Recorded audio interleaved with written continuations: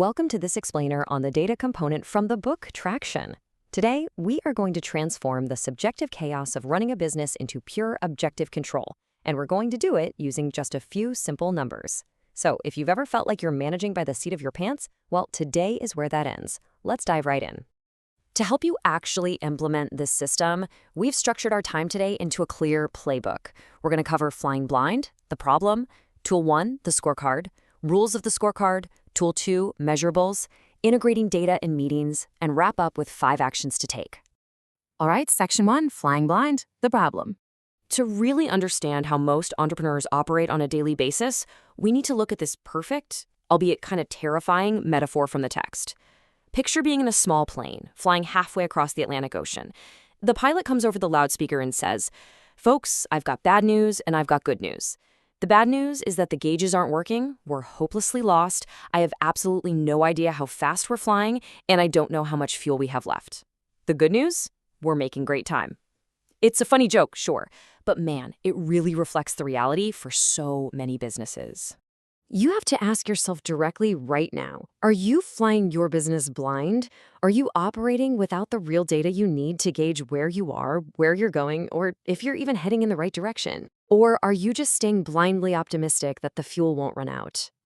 Implementing the data component forces a massive paradigm shift in your organization.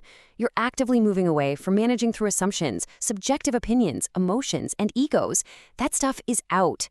Instead, you're stepping into the safety and clarity of predictive, activity-based numbers. And by that I mean numbers based on daily or weekly actions, not just glancing at your end-of-month bank balance. This shift is what actually allows you to take a real, accurate pulse on your business. Section 2, Tool 1. The scorecard. Let's look at the primary tool you'll use to build your company's dashboard to finally get those airplane gauges working again. As you can see in this actual spreadsheet template from the book, the scorecard is simply a weekly report containing a handful of high-level numbers. We're talking things like weekly revenue, sales calls, customer problems, or your cash balance. It gives you this constant, accurate pulse on the business. It means you can monitor your company no matter where you are, without wasting time asking a half-dozen different people for the real story. The answers are right there at your fingertips. Section 3. Rules of the scorecard.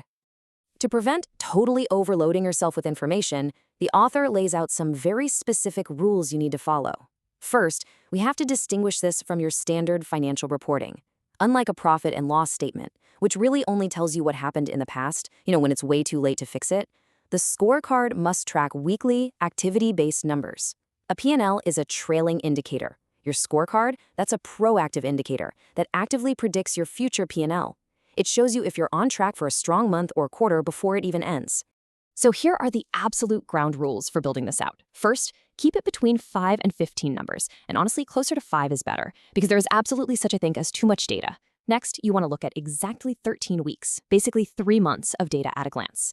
This historical view is like a cheat code. It lets you instantly spot patterns and trends. Third, you've got to use red flagging. Whenever a number misses its weekly target, shade it red. It creates immediate urgency. Finally, and this is make or break, assign exactly one accountable owner per number.